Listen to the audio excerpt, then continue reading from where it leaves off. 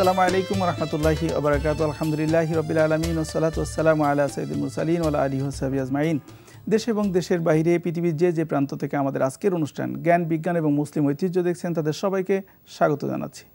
আপনারা জানেন যে আমাদের এই প্রোগ্রামটির মাধ্যমে মুসলিম মনীষী, বিশেষ করে বিজ্ঞানী, দার্শনিক, ধর্মতত্ত্ববিদ তাদের জীবনী নিয়ে আলোচনা করি, তাদের কর্ম, তাদের অবদানকে তুলে ধরার চেষ্টা করা হয় এবং তা থেকে আমাদের জন্য কী শিক্ষা সেগুলো বের করে আনার চেষ্টা করি। আজকে আমরা যে মহান মনীষীর জীবনী নিয়ে আলোচনা করব তিনি হলেন একাধারে জ্যোতির্বিদ, গণিতবিদ, দার্শনিক, ধর্মতত্ত্ববিদ। তিনি হলেন নাসিরউদ্দিন আত-তুসি। আমরা তার জীবনী নিয়ে আলোচনা করব এবং আলোচনা করার জন্য আমাদের সঙ্গে স্টুডিওতে আছেন ঢাকা বিশ্ববিদ্যালয়ের ইঞ্জিনিয়ারিং অ্যান্ড টেকনোলজি অনুষদের অধ্যাপক ডক্টর এ.এম. সরওয়ারউদ্দিন চৌধুরী। আসসালামু আলাইকুম ওয়া রাহমাতুল্লাহি ওয়া বারাকাতুহু। ওয়া আলাইকুম আসসালাম ওয়া রাহমাতুল্লাহ।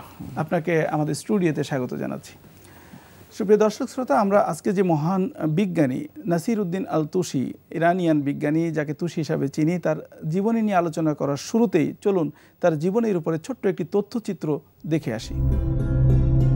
স্থপতি, দার্শনিক, চিকিৎসক ও বিজ্ঞানী মুহাম্মদ ইবনে আল হাসান আত-তুসি বর্তমান ইরানের তুস নামক এলাকায় জন্মগ্রহণ করেন। তিনি নাসিরউদ্দিন তুসি বা তুসি নামে অধিক পরিচিত। তিনি ত্রিকোণমিতিকে একটি স্বতন্ত্র গাণিতিক বিষয় হিসেবে প্রতিষ্ঠা করেন। শিয়া পরিবারে জন্ম নেওয়া এই ধর্মতাত্ত্বিক হামাদান ও তুস নগরে কুরআন, হাদিস, যুক্তিবিদ্যা, দর্শন ও গণিত বিষয়ে পাঠ গ্রহণ করেন। তিনি ফরিদ আল-দিন দামাদ এবং মুহাম্মদ হাসিবের অধীনে গণিত অধ্যয়নের জন্য নিশাপুরে চলে আসেন। এখানে তিনি কিংবদন্তি সুফি সাধক ফরিদউদ্দিন আত্তারের সাথে সাক্ষাৎ করেছিলেন। নিশাপুরে অবস্থানকালে তুসি ব্যতিক্রমী পণ্ডিত হিসেবে খ্যাতি স্থাপন করেছিলেন। তিনি এখানে ধর্মীয় বিষয়ের পাশাপাশি বিজ্ঞান নিয়ে চর্চা করেছেন। নাসিরউদ্দিন তুসি প্রায় 56টি গ্রন্থ লিখেছেন। এর মধ্যে জ্যামিতি, গোলাকার ত্রিকোণমিতি ও জ্যোতির্বিজ্ঞান সম্পর্কে মোট 16টি গ্রন্থ রচনা করেন। তিনি ত্রিকোণমিতিকে জ্যোতির্বিজ্ঞান থেকে পৃথক করে সমতল এবং গোলাকার ত্রিকোণমিতি সম্পর্কে বর্ণনা করেন। গণিতের নানা বিষয়ে বেশ কয়েকটি মূল্যবান বই লিখেছিলেন তিনি। তার সমস্ত প্রবন্ধ ও পুস্তিকা তিনি রচনা করেন আরবি ভাষায়। নাসিরউদ্দিন তুসির কোনো বই অনূদিত হয়েছিল কয়েকটি বিদেশি ভাষায়, ফলে ইউরোপীয় বিজ্ঞানীরা তার চিন্তা থেকে উপকৃত হন। তার লেখা উল্লেখযোগ্য কয়েকটি গ্রন্থ হল সায়ের ওয়া সুলুক, আল শাকাল আল কাত্তি, আল তাদকিরাহ ফি ইলম আল হাইয়া, আখলাক ই নাসিরি, আল রিসালা আল আস্তুর আল বিয়াহ, জিজ ই ইল খানি, শারাহ আল ইশারাত, আউসাফ আল আশরাফ, তালখিস আল মুহসাল ইত্যাদি। তিনি শিয়া মতবাদ নিয়ে রচনা করেছেন গ্রন্থ তাজরাদ আল ইতিকিকাদ। তার দর্শন সংক্রান্ত রচনায় তিনি প্লেটো ও অ্যারিস্টটলের নৈতিকতার সঙ্গে ইসলামী শিক্ষার তুলনামূলক আলোচনা করেছেন। শাসক হালাকু খানকে একটি মানমন্দির তৈরি করানোর জন্য তুসি রাজি করিয়েছিলেন। এটি আজারবাইজানে নির্মিত হয় 1259 সালের শুরুতে। নাসিরউদ্দিন আল-তুসি তার জীবনী চিত্র দেখলাম। এই যে একজন মহান বিজ্ঞানী এবং মহান মনীষী যাকে নিয়ে আমরা আলোচনা করছি এবং বিশেষ করে জ্যোতির্বিজ্ঞানের ক্ষেত্রে তার অবদানকে অস্বীকার করার কোনো সুযোগ নেই, তো এই মহান বিজ্ঞানী হয়ে ওঠার পিছনের গল্পটা কেমন ছিল? মধ্যযুগে 1201 থেকে 1274 ওনার যে লাইফ স্প্যানটা, ওই যুগে আসলে একটা লম্বা সময় পেয়েছেন আল্লাহর রহমতে, 74 বছরের মতো প্রায়। তো উনি বেশিরভাগ সময় পড়াশোনার মধ্যে ছিলেন। অ্যাস্ট্রোনমিটাকে উনি আসলে পৃথক একটা বিষয়, ট্রিগোনোমেট্রির চেয়ে এই বিষয়টাকে উনি সুন্দরভাবে এস্টাবলিশ করেছেন। স্পেসিফিক্যালি ম্যাথমেটিক্স খুব ভালো বুঝতেন। হ্যাঁ, এই যে ট্রিগোনোমেট্রি আমরা আসলে এখন যে ছাত্রদের পড়ি, গোলকীয় ট্রিগোনোমেট্রির ওনাকে জনক বলা হয়। আসলে ওনার ব্যাপক অবদান রয়ে গেছে এই ম্যাথটাকে অ্যাস্ট্রোনমি থেকে একটু আলাদাভাবে স্পেসিফাই করার ক্ষেত্রে।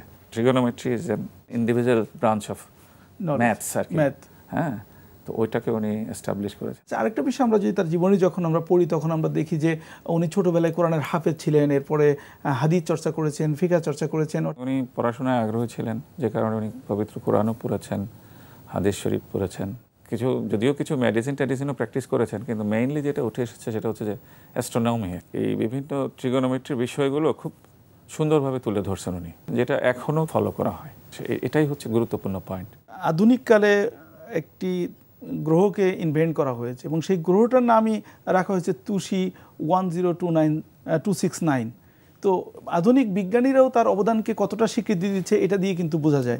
শুরুটার দিকে কিছু কিছু ক্ষেত্রে নাসিরউদ্দিন আল তুসি ব্যাপক অবদান রেখেছেন। ওনার শুধু একটা গ্রহের নামে ওনার নামে নামকরণ করা হয় নাই, বরং চাঁদের দক্ষিণ গোলার্ধে একটা বিরাট যে গর্ত আছে যেটাকে ক্র্যাটার বলা হয়, এই ক্র্যাটারকে নাসিরউদ্দিন নামে নামকরণ করা হয়েছে। চাঁদের মধ্যে ম্যাটেরিয়ালসগুলো অনেক কিছু পৃথিবীর ম্যাটেরিয়ালসের সাথে মিল আছে। তো যাই হোক, ওখানে তারা খোঁজ খবর করতে গিয়ে তখন তারা পুরনো বিজ্ঞানীদের মধ্যে একজন অত্যন্ত জ্ঞানী লোক নাসিরউদ্দিন, খাজা নাসিরউদ্দিন বলে দেখলাম, তো ওনাকে ওনার নামটা করেছেন, কারণ ওনার অবদান তো অনস্বীকার্য। মধ্যে নাসিরউদ্দিন তুসির নাম দিয়েছে ওরা, এটাও একটা বিরাট গৌরবের ব্যাপার। আচ্ছা, নাসিরউদ্দিন তুসির আর মানে কোন অবদানকে তাকে অমর করে রেখেছেন বা আর কি কন্ট্রিবিউশন জ্ঞানের ক্ষেত্রে? উনি বলছে যে বস্তু আমরা কিন্তু মানে এটাকে ধ্বংস করতে পারি না, আমরা যেটা করতে পারি এটা আকার, শেপ, রং এগুলো একটু চেঞ্জ হতে পারে, প্রপার্টি চেঞ্জ হতে পারে, সেটাই করি। ওনার এটা ওই যে theory of law of conservation of মাসের সাথে মিলে যায় আর কি। মাস অবিনশ্বর, বস্তু অবিনশ্বর, প্রত্যেকটা জিনিস অবিনশ্বর থাকবে। তো তার বক্তব্য হচ্ছে যে কোনো বস্তু তার স্বকীয়তা হারায় না। নাসিরউদ্দিন আল তুসি এটাও তার একটা বিখ্যাত উক্তির মধ্যে বলে গেছে যে এই যে স্বকীয়তা হারায় না বিষয়টা, প্রত্যেকটা বস্তু আলাদা, সেক্ষেত্রে মানুষ আলাদা, পশু পাখি আলাদা, গাছপালা আলাদা, প্রত্যেকটা জিনিস আলাদা, তাদের প্রপার্টির মধ্যে কিছু পরিবর্তন আমরা কিন্তু বেশি কিছু পারি না। উনি যেটা বলে গেছে যে এই যে অ্যাস্ট্রোনমি প্র্যাকটিস করতে গিয়ে, ট্রিগোনোমেট্রি প্র্যাকটিস করতে গিয়ে আলটিমেটলি তো কনক্লুশনে পৌঁছেছেন কিছু কিছু ক্যালকুলেশনে। যে আমরা আজকে আলোচনা করছি বিশিষ্ট বিজ্ঞানী জ্যোতির্বিদ নাসিরউদ্দিন আল তুসিকে নিয়ে। আপনার আলোচনা থেকে বা আমরা জানলাম যে উনি অনেক ক্ষেত্রে উনি পায়োনিয়ার বা father of those branches of science উনি ছিলেন। তো এই বিষয়টার বাইরে ওনার আরও অনেকগুলো অবদান আমরা দেখতে পাই, বিভিন্ন জায়গায় বিভিন্ন শাস্ত্রে উনি অবদান রেখেছেন। আর কি কি অবদান উল্লেখযোগ্য বলে আপনি মনে করেন? এভলিউশনের উপরেও ওনার কিছু কথাবার্তা আছেন, মানুষের পরিবর্তনগুলো, মানুষের নেচারের পরিবর্তনগুলো, কিন্তু উনি এটার উপর বেশি না বলে বেশি বলেছেন আসলে মহাকাশের এভলিউশনগুলোর উপরে। মহাকাশের এই যে স্টার থেকে শুরু করে সমস্ত গ্রহ নক্ষত্র এগুলোর উপরে একটা কিভাবে কোনটা পরিবর্তিত হচ্ছে ওগুলোর উপর একটা ব্যাপার। ওনার ইভলিউশন থিওরিটাই এতটাই মানে গুরুত্বপূর্ণ ছিল যে পরবর্তীতে ডারউইন তার ওই তথ্যগুলোকে প্রশংসা করেছেন, অনেক বিজ্ঞানীরাই প্রশংসা করেছেন ওনার। আসলে উনি তো এখন পর্যন্ত প্রশংসিত হচ্ছে। বিবর্তন নিয়ে যে কথা বলা হয় এবং এই বিবর্তনের ক্ষেত্রে একজন মুসলিম বিজ্ঞানী যে কথা বলেছেন, এই বিষয়টা তো আমাদের কাছে আসলে অজানা রয়ে গেছে। নাসার বিজ্ঞানীরা তাকে নাসিরউদ্দিন আল তুসিকে ইউজ করতেছে, তারা এই যে মুন ক্রেটার যেটা বললেন এটা ওখানে একটা নাম দিল ওনার।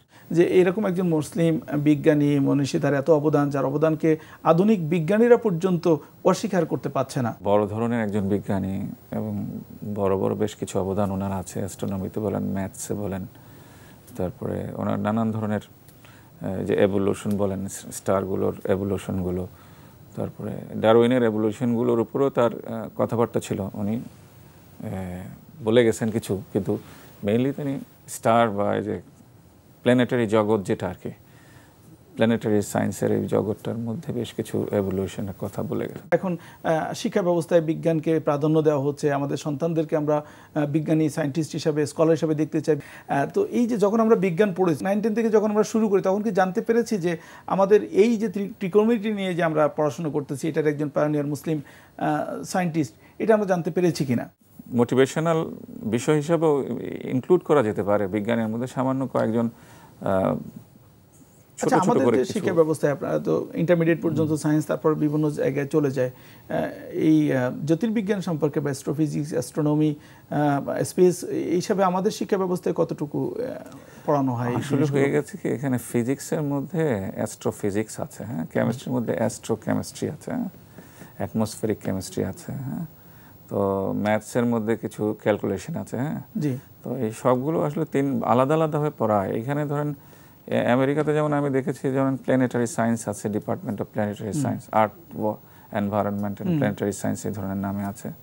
তো আমাদের এখানে আর্থ এনভায়রনমেন্টাল সায়েন্স ফ্যাকাল্টি আছে, সাবজেক্ট আছে, কিন্তু প্ল্যানেটারি সায়েন্স ওইভাবে নাই, ওই বিভিন্ন সাবজেক্টের মধ্যে কিছু ব্রাঞ্চ হিসাবে আছে আর কি। এখন ওই প্ল্যানেটারি সায়েন্স প্র্যাকটিস করতে হলে আপনার মেশিনপত্র প্রয়োজন, মানে ধরেন যে টেলিস্কোপ, হ্যাঁ, তো এই মানে equipments এবং গবেষণাগার যেটা ল্যাব আমরা বলি, ইনফ্রাস্ট্রাকচারটা একটু ভালো দামি হতে হবে।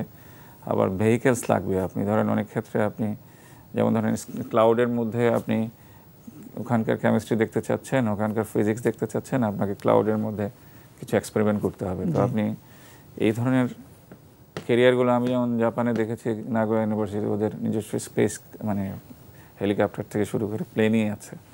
তো এখন ওইভাবে তো বাংলাদেশ এখনও চিন্তা করতে পারছে না। বাংলাদেশ ডেভেলপড হলে আশা করি বাংলাদেশের ছেলেরাও ভালো করবে। বিদেশের বিভিন্ন জায়গায় বাংলাদেশের ছেলেরা আসলে তো অনেক কাজই করতেছে ভালো ভালো। আজকে আমরা আলোচনা করছি বিশিষ্ট জ্যোতির্বিজ্ঞানী, দার্শনিক, গণিতবিদ এবং ধর্মতত্ত্ববিদ নাসিরউদ্দিন আল তুসিকে নিয়ে। নাসিরউদ্দিন আল তুসি যখন জ্যোতির্বিজ্ঞানে এতটা অবদান রেখেছিলেন, কিন্তু এতটা ইনস্ট্রুমেন্ট উনি পান নাই, বা ওনার জায়গা থেকে কিন্তু সব কিছুকে অতিক্রম করে একটা অবদান রাখতে পেরেছিলেন। সময়ের উনি চেষ্টা করে যে তথ্যগুলো দিয়েছেন, তথ্যগুলো এখনও খুব গুরুত্বপূর্ণ। নাসিরউদ্দিন তুলসীর কাজগুলো যেমন উৎসাহ করার মতো। ফাউন্ডেশন যারা পায়োনিয়ার, যারা ফাদার অফ সায়েন্স, তাদের তো জানা দরকার, কারণ তারা তো তারা ফাউন্ডেশনটাকে তৈরি করে দিয়ে গেছেন। তো সেটি জানার জন্য আমার বিশ্বাস হচ্ছে যে বাংলাদেশের ছেলেমেয়েরাও যারা এই লাইনে পড়াশোনা করে, যে অ্যাস্ট্রোনমি, বিশেষ করে যে ম্যাথসের, ওনারা কেউ কেউ জানে, যারা ট্রিগোনোমেট্রিতে কেউ পিএইচডি করেছে ট্রিগোনোমেট্রি কোনো একটা বিষয়ে, তারা জানে ডেফিনেটলি। এটা তারা জানে, কিন্তু ওই সাধারণ ছেলেমেয়েরা জানে না। সাধারণ জানে না বলতে আমরা জানতে চাই যে যারা ভবিষ্যতে যাবে, কারণ একটা ব্যাপার হলো যে স্বপ্ন তো দেখতে হয়, সেটা ধারণ করতে হয়, তারপরে না সেটার প্রতি আগ্রহ জন্মায় বা কাজ করতে তখন উদ্বুদ্ধ হয়। এই জায়গাটাতে আমরা দিতে পারছি কিনা, এটা আমরা আপনার কাছ থেকে জানবো। তার আগে আমরা চলুন যে আমাদের যে মুসলিম ঐতিহ্য সেটির উপরে ছোট্ট একটি তথ্যচিত্র দেখে আসি। ব্রুনাইয়ের রাজধানী বন্দর সেরি বেগাওয়ানে অবস্থিত সুলতান ওমর আলী সাইফুদ্দিন মসজিদ প্রশান্ত মহাসাগরীয় এশিয়া অঞ্চলের অন্যতম দৃষ্টিনন্দন মসজিদ এবং পর্যটক আকর্ষণ স্থল। ব্রুনাইয়ের ২৮তম সুলতান ওমর আলী সাইফুদ্দিনের নামে মসজিদটির নামকরণ করা হয়। আধুনিক ইসলামী স্থাপত্যের অপূর্ব এ নিদর্শনের নির্মাণ কাজ ১৯৫৮ সালে সমাপ্ত হয়। মসজিদটি মুঘল স্থাপত্য এবং মালয় শৈলীর সমন্বিত রূপ। এই মসজিদকে ব্রুনাইয়ের তাজমহল বলা হয়। কুয়ালালামপুর ভিত্তিক স্থাপত্য সংস্থা এর নকশা তৈরি করে। সিঙ্গাপুরের ভাস্কর ও আলংকারিক রোডলফো নোলি এর অভ্যন্তরের কারুকাজ করেন। মসজিদে মার্বেল মিনার এবং সোনার গম্বুজ, উঠান এবং এর চারপাশে প্রচুর গাছ ও ফুলের বাগান রয়েছে। এর মূল ভবন ২৫০ ফুট লম্বা ও ১৫০ ফুট প্রশস্ত। এর প্রধান গম্বুজ ১৬৫ ফুট উঁচু, ৯০ ফুট উঁচু ৮টি মিনার এবং ৫০ ফুট উঁচু ১২টি মিনার রয়েছে। মসজিদের প্রধান গম্বুজটি খাঁটি সোনায় আবৃত। এই মিনারে রেনেসাঁ এবং ইতালীয় স্থাপত্য শৈলীর মিশ্রণ দেখা যায়। মিনারটির শীর্ষে যাবার জন্য লিফট রয়েছে। মসজিদের দেয়ালে ঘন সবুজ মার্বেল পাথর ব্যবহার করা হয়েছে। অজু করার জন্য ৬৮ ফুট লম্বা, ৩৮ ফুট প্রশস্ত, ২ ফুট ২ ইঞ্চি গভীরতার পুকুর রয়েছে। এই পুকুরের তলদেশে আলোর ব্যবস্থা রয়েছে। রাতে সে আলো জ্বলে এক মায়াময় পরিবেশ সৃষ্টি করে। ভবন তৈরির জন্য ব্যবহৃত প্রায় সমস্ত উপাদান পৃথিবীর বিভিন্ন দেশ থেকে আমদানি করা হয়েছে। ইতালি থেকে মার্বেল, সাংহাইয়ের গ্রানাইট, ইংল্যান্ডের স্ফটিক ঝাড়বাতি এবং সৌদি আরব থেকে কার্পেট। এই মসজিদের নির্মাণ খরচ প্রায় ৭.৭ থেকে ৯.২ মিলিয়ন ডলার। এই ব্যয়বহুল মসজিদ দেখার জন্য পৃথিবীর বিভিন্ন স্থান থেকে ধর্মপ্রাণ মুসলমানরা এখানে আসেন। আমরা এই যে ওমর আলী সাইফুদ্দিন মস্ক, যেটা ব্রুনাইয়ের আমাদের এই সাউথ ইস্ট এশিয়ার একটা ছোট্ট দেশ, যেটা একসময় মালয়েশিয়ার ভিতরে ছিল, তো সেখানকার সেন্ট্রাল মস্কটা দেখলাম, এবং এই মস্কটা বিভিন্ন কারণে এটা খুবই মুসলিম ইতিহাস ঐতিহ্যের একটা অংশ হিসাবে এখন ধারণ করেছে। এই জিনিসটার মানে কি ধরনের ফিলিংস আমাদের তৈরি করে? ঐতিহ্যবাহী বলতে হবে, কারণ একটা দেশের সেন্ট্রাল একটা মসজিদ, সেটা আপনার অনেক লোক একসাথে নামাজ পড়তে পারতেছে, সেটা একটা ব্যাপার। আর সৌন্দর্য এবং তার আর্কিটেকচারাল যে মানে ডিজাইনটা, আধুনিক স্থাপত্যের যে কন্ট্রিবিউশন, এটা এবং মুসলিমরা যেটা করেছে, এটা সত্যি আমাদেরকে আরো উদ্বুদ্ধ করে, আরো নতুন ডিজাইন বা ভবিষ্যতে আমাদের ব্রুনাইয়ের সুলতানের ভিশনটা সুন্দর আর কি, যে মানুষ তাকেও স্মরণ রাখবে আর কি। মসজিদটার সাথে সাথে ব্রুনাইয়ের সুলতানকেও হয়তো স্মরণ রাখবে। এটা হয়তো একটা পর্যায়ে থাকে এরকম, হয়তো সেটা তাদের, অথবা উনি দোয়া পাবেন। জি, মসজিদটা করার জন্য মানুষ, এখানে এতগুলো মানুষ নামাজ দোয়া পড়তেছেন, এটা আর কি, এটাও গুরুত্বপূর্ণ। যে কোনো মসজিদই গুরুত্বপূর্ণ, সেটা ছোট হোক বড় হোক, কিন্তু এই মসজিদটা একটু স্পেসিফিক, কারণ এখানে স্বর্ণের গম্বুজ, তারপরে বিভিন্ন দেশের আর্কিটেকচারাল প্ল্যান্সগুলো আর কি, আর্কিটেকচারাল বিভিন্ন বিষয়গুলো এখানে এনে বিশেষজ্ঞদের এনে করেছেন। তারপরে বাগান টাগান করেছেন, এগুলো একটা ব্যাপার আছে যে আমরা আলো বাতাসের একটা কম্বিনেশন সুন্দরভাবে করেছেন। হ্যাঁ, ওইটা আর কি, ওইটা খুব ভালো জিনিস, স্বাস্থ্যকর। জি জি, তো সেটি একটা আমাদের জন্য একটা ইন্সপিরেশনও যে আমরা এই ধরনের ধর্মীয় উপাসনাগুলোকেও যদি আমরা এভাবে স্থাপত্যের সৌন্দর্য বিউটিফিকেশন করতে পারি, সেটাও এক ধরনের আমাদের মননশীলতা, শৈল্পিক মনোভাবের একটা প্রভাব সেখানে থাকবে। আচ্ছা, এটার বাইরে আমরা নাসিরউদ্দিন আল তুসির দিকে যদি আমরা ফিরে আসি, যে বর্তমান সময়ে আমাদের সন্তানদের মধ্য থেকে কি আমরা নাসিরউদ্দিন আল তুসির মতো আরো বিজ্ঞানী চাই কিনা? যদি চাই তাহলে সেক্ষেত্রে আমাদের কি করণীয় বলে? আল্লাহর রহমতে অবশ্যই চাই, আমাদের ছেলেমেয়েরা সে ধরনের বিজ্ঞানী হোক, হবে, এটা আমাদের আশা আছে। এখন ওই ক্ষেত্রে হয় কি, কোনো কোনো ক্ষেত্রে গভর্নমেন্টকে বা আমাদের বিভিন্ন সংস্থাগুলো যাদের হাতে অর্থকড়ি আছে তাদেরকে একটু হেল্প করতে হবে অর্থনৈতিকভাবে। বিভিন্ন প্রজেক্টে এই ধরনের প্রজেক্ট হলে সেগুলোতে যেসব ছেলেরা আগ্রহী, তারা যদি, যে ছেলে যে বিষয়ে ভালো জানে দিতে পারলে আস্তে আস্তে বেরিয়ে আসবে। না, কিন্তু আপনি যেটা বলছেন যে আমরা মানে একটা পর্যায়ে যে ছাত্রদেরকে সেই সাপোর্টটা দিতে চাই, ফর এক্সাম্পল ইউনিভার্সিটি গেলেতে আমরা ল্যাবের কথাটা আসে, 9 ক্লাস 10 এগুলোতে বেশি ল্যাব ট্যাব আমরা পাই না, ছোট ছোট ল্যাব পাই, একটা ফিজিক্স কেমিস্ট্রি বায়োলজির খুব সিম্পল বেসিক ল্যাব। আসলে পরীক্ষা টরীক্ষা কমিয়ে দেওয়া উচিত, পড়াশোনাটা হবে ইউনিভার্সিটিতে। আচ্ছা, ইউনিভার্সিটি হলো, কিন্তু ইউনিভার্সিটি ওগুলো হচ্ছে প্রি ইউনিভার্সিটি এডুকেশন, মানে to get enter into the university. না হোক, কিন্তু আপনার একটা স্বপ্ন নিয়ে তো যেতে হবে, সেই স্বপ্নটা আমরা ছোটবেলা থেকে যদি না দিতে পারি, ফর এক্সাম্পল আপনার বর্তমান শিক্ষা ব্যবস্থা আমরা দেখতে পাচ্ছি এটা, যে আমরা কি সত্যি নাসিরউদ্দিন তুসির মতো এরকম বিজ্ঞানী হওয়ার চিন্তা করছি কিনা, যেসব বিজ্ঞানীরা সত্যিকার অর্থে জ্ঞান এবং মানব সভ্যতার জন্য কন্ট্রিবিউশন করে গিয়েছে। আজকে আমরা অর্থের প্রতি বেশি লক্ষণীয় এবং যেসব প্রফেশনে বেশি অর্থ আসে সেই জায়গাগুলোতে আমাদের সন্তানদেরকে দেওয়ার চেষ্টা করছি। এটা আমাদেরকে নাসিরউদ্দিন তুসির মতো বিজ্ঞানী পাওয়ার জন্য অন্তরায় বলে মনে করেন না আপনি? হ্যাঁ, সেটাই। রিসেন্টলি আমি দেখলাম যে সায়েন্স এডুকেশন আপনার 13% নেমে আসছে আর কি। মানুষ দেখতেছে বিজনেস স্টাডি করলে প্রচুর অর্থ আসে, তো বিজনেস স্টাডির সাবজেক্টগুলোর দাম বেড়ে গেছে। ঢাকা ইউনিভার্সিটি তো তাই, প্রত্যেকটা ইউনিভার্সিটি দেখবেন যে বিজনেস ফ্যাকাল্টি খুব ভালো কাজ করতেছে। এখন সায়েন্স এডুকেশনে তো টাকা পয়সা লাগে, সায়েন্স এডুকেশনে মানি লাগে, তো আপনার ধরেন ইনফ্রাস্ট্রাকচার লাগে, তো তাকে এটা ধরেন শুধু অল্প পরিসরে কিছু দিয়ে হবে না। আপনি যদি ছোট্ট একটা গাড়িও বানাতে চান, ছোট্ট আকাশের একটা ব্যাপার সেবার দেখতে চান, আপনার কিন্তু কিছু জিনিসপত্র লাগে, খালি চোখে সব কিছু দেখা যায় না। আপনি যদি ম্যাঘের মধ্যে ধরেন কি বস্তুগুলো আছে, ধরেন কার্বন ডাইঅক্সাইড, অক্সিজেন, নাইট্রোজেন আছে না, আপনি একটা ক্যারিয়ার নিয়ে কাছাকাছি গেলেন, একটা লাইট দিলেন, লাইট থেকে একটা স্ক্যাটার বেরিয়ে আসলো, স্ক্যাটারটা নিয়ে অ্যানালাইসিস করলেন, করে অ্যাম্পলিফাই করে বলে দিলেন যে এখানে এই জিনিস এতটুকু আছে, এই কেমিক্যালস এতটুকু আছে, ওইটা এতটুকু আছে, NOx গ্যাস এতটুকু আছে, মানে যেটা আপনি দেখছেন স্পেসিফাই করে করতে পারেন। এখন জিনিসগুলো এই দেখতে হলো তো আমাদের অর্থনৈতিক ব্যাপারটা আছে। তো এখন আপনি ধরেন বিজনেস স্টাডিজে তো আপনি শুধু কম্পিউটার দিলেই হয়, কম্পিউটার দিয়ে ক্যালকুলেশন করে তারা মার্কেটটাকে যাচাই করলে হয়।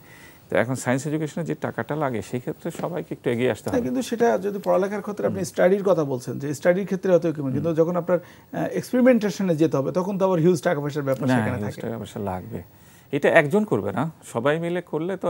বাংলাদেশ সরকার এখন যে পরিমাণ টাকা আছে, বাংলাদেশের যে অর্থনৈতিক এখন ভিতটা আছে, এটা আমার মনে হয় যে এখন মানুষ চিন্তা ভাবনা করতে পারে যে আপনার এ ধরনের কোনো একটা কেন্দ্র, স্টেশন বা ইনস্টিটিউটের মাধ্যমে ছেলেপেলেদের, আগ্রহী ছেলেপেলেদের নিয়ে নাসিরউদ্দিন আল তুসিদের মতো বিজ্ঞানীদের সামনে রেখে, আরো যারা আছে আর কি, যারা আছে তাদেরকে সামনে রেখে আপনার না, এমনকি আমাদের মুসলিম বিজ্ঞানীদের মধ্যে থেকে স্টিফেন হকিন্স বেরিয়ে আসাটাও তো আমাদের জন্য একটা গৌরবের। আমাদের আইনস্টাইন, নিউটনের মতো বিজ্ঞানীরাও যদি বেরিয়ে আসে সেটাও একটা গৌরবের। কিন্তু সেই ধরনের প্রক্রিয়া বা প্রচেষ্টা আমরা চালাচ্ছি কিনা, আমাদের শিক্ষা ব্যবস্থা থেকে শুরু করে আমাদের অভিভাবক, আমাদের সমাজ সেটার জন্য কাজ করছে কিনা বা চিন্তা করি কিনা আমরা আসলে? আমার মনে হয় বাংলাদেশে এই জায়গায় একটু ঘাটতি আছে। জি, বিজ্ঞান, গণিত বা কেমিস্ট্রি, ফিজিক্স বা chemical science, chemical engineering, physical engineering বা electrical engineering, atmospheric science, planetary science engineering, এগুলোর ক্ষেত্রে একটু চিন্তাভাবনা আর একটু বাড়াতে হবে। আমার মনে হয় যে এগুলোর ক্ষেত্রে কিছু চিন্তাভাবনার সীমাবদ্ধতা আমাদের দেশে আছে। হ্যাঁ, এই জিনিসগুলো একটু বাড়িয়ে দিলে আমার মনে হয় ভালো হবে। এই সেক্টরগুলোতে যেসব ছেলেপেলে আসে তাদের একটু স্কলারশিপ দিতে হবে, তাদের প্রণোদনা, একটু ফ্যাসিলিটি, তারা যাতে, তারা আসতে চাইতেছে কিন্তু অনেক সময় পারতেছে না, কারণ এখানে তো আপনার ল্যাব ওয়ার্ক করতে একটু সময় দেওয়া লাগে বেশি। হ্যাঁ, তো যে কারণে তার তো একটু সময়ও বেশি যাচ্ছে, সুতরাং তাকে ওইভাবে একটু ফান্ডিং করতে পারলে, বিদেশে যেটা করে আর কি, যে প্রত্যেকটা ছেলে যখন এই ধরনের কাজকর্মে যায় তখন তারা একটা ফান্ডিং পায়, ওই ধরনের একটা ফান্ডিং করতে পারলে এই লাইনে লোক আসবে। ব্যাপার বলছেন যে আসলে সত্যিকার অর্থে আমরাও চাই যে আমাদের মুসলিম সন্তানদের মধ্য থেকে নাসিরউদ্দিন তুসি সহ অন্যান্য বিজ্ঞানী, এমনকি আইনস্টাইন, নিউটন বা স্টিভেন হকিংসের মতো বিজ্ঞানীও তৈরি হোক, এবং সেই তৈরি করার জন্য আমাদের অভিভাবকদের, সমাজের, রাষ্ট্রের সবার দায়বদ্ধতা আছে। সবাই মিলে যদি আমরা কাজ করতে পারি, অদূর ভবিষ্যতে আমাদের প্রজন্মের মধ্য থেকেও নাসিরউদ্দিন তুসি সহ আরও বড় বড় বিজ্ঞানীদের মতো বিজ্ঞানী আমরা পাবো, যারা মানবতার জন্য জ্ঞান বিজ্ঞানের ক্ষেত্রে এমন অবদান রাখবে আগামী বিশ্ব তাদের স্মরণ করবে। সেই প্রত্যাশা রেখে আজকের অনুষ্ঠান আমরা এখানে শেষ করছি। ওয়া মা তৌফিক ইল্লা বিল্লাহ। আসসালামু আলাইকুম ওয়া রাহমাতুল্লাহি ওয়া বারাকাতুহু।